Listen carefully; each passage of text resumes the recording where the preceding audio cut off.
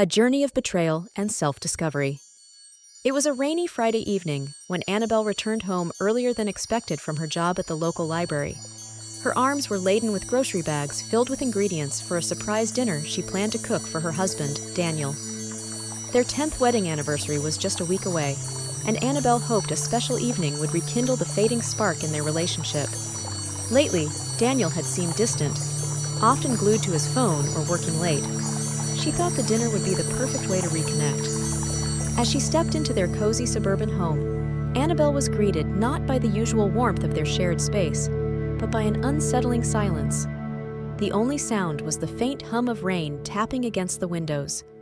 Setting the groceries down on the kitchen counter, she noticed Daniel's work briefcase lying by the stairs, even though he usually left it in his car. Climbing the stairs, her heart sank when she heard soft laughter drifting from their bedroom. Annabelle hesitated, her hand hovering over the doorknob. That wasn't Daniel's usual laugh. It was lighter, playful, and unfamiliar. Pushing the door open, she froze. There, tangled in the sheets of their marital bed, was Daniel, with a younger woman she instantly recognized as Megan, his coworker. The sight shattered her. Daniel scrambled to his feet, his face a mix of guilt and panic. "Annabelle, I thought you weren't coming home yet," he stammered. Annabelle's voice cracked as she whispered, "How could you do this to me, Daniel? After everything we've been through?" Megan, visibly embarrassed, hastily gathered her clothes and muttered an apology before darting out of the room. Annabelle stood frozen, tears streaming down her face. Daniel tried to approach her, but she stepped back. "Don't," she said firmly, her voice trembling with anger and pain. "You've already done enough." That night, Annabelle packed a bag and drove to her sister Doris's house. Doris welcomed her with open arms, offering comfort and a safe space to process the betrayal. Over the next few days, Annabelle avoided all contact with Daniel. He called and texted repeatedly, pleading for a chance to explain, but she couldn't bring herself to respond. Her world had been turned upside down. How could the man she had loved and trusted for a decade betray her so completely? Doris encouraged Annabelle to focus on herself. "You've spent so much of your life making him happy," she said. "Now it's time to take care of you." Taking Doris's advice to heart, Annabelle started therapy. Through the sessions, she began to unpack not just Daniel's betrayal, but also the years of neglect and emotional distance that had slowly eroded their marriage. She realized that their relationship hadn't been as perfect as she had convinced herself it was. 2 weeks after the discovery, Daniel showed up uninvited at Doris's house. Annabelle was initially furious, but reluctantly agreed to hear him out.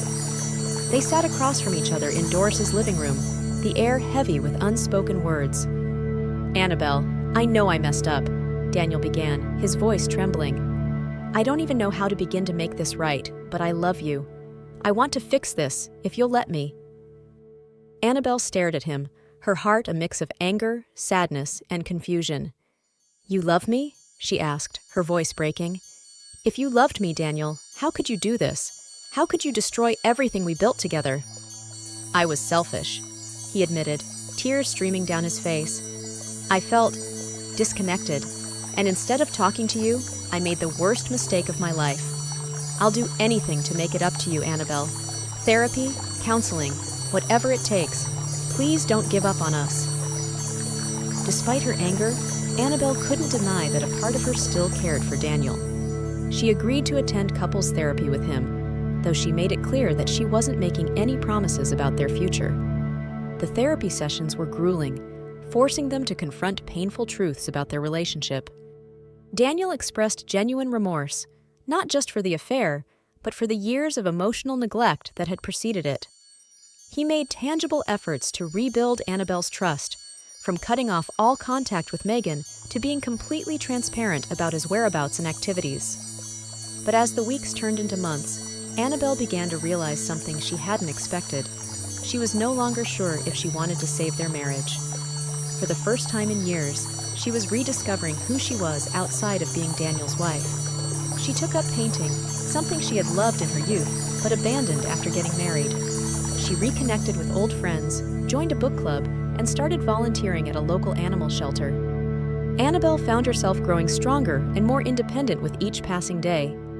On what would have been their 11th wedding anniversary, Annabelle met Daniel at their favorite coffee shop. He had asked for one last chance to talk, and she agreed, though she already knew what she needed to say. "Daniel," she began, "I've thought about this a lot, and while I believe you're truly sorry, I can't ignore how broken our marriage has become. I can't go back to the way things were." Daniel's face fell, but he nodded, his eyes filled with regret. "I understand," he said softly. "I just hope you know how much I'll always love you." "I loved you too," Annabelle replied, tears in her eyes. "But sometimes love isn't enough. I need to move forward, for myself." Annabelle filed for divorce shortly after, and while the process was painful, it also felt liberating. She moved into a small apartment downtown, filled it with bright colors and artwork, and made it her own. She threw herself into her passions, rediscovered her love for life, and slowly but surely she began to heal. As for Daniel, he respected Annabelle's decision, though it broke his heart. He used the experience as a wake-up call, vowing never to take another relationship for granted. Years later, Annabelle would look back on that rainy Friday evening, not with bitterness, but with gratitude. It had marked the end of one chapter, but the beginning of a much better one.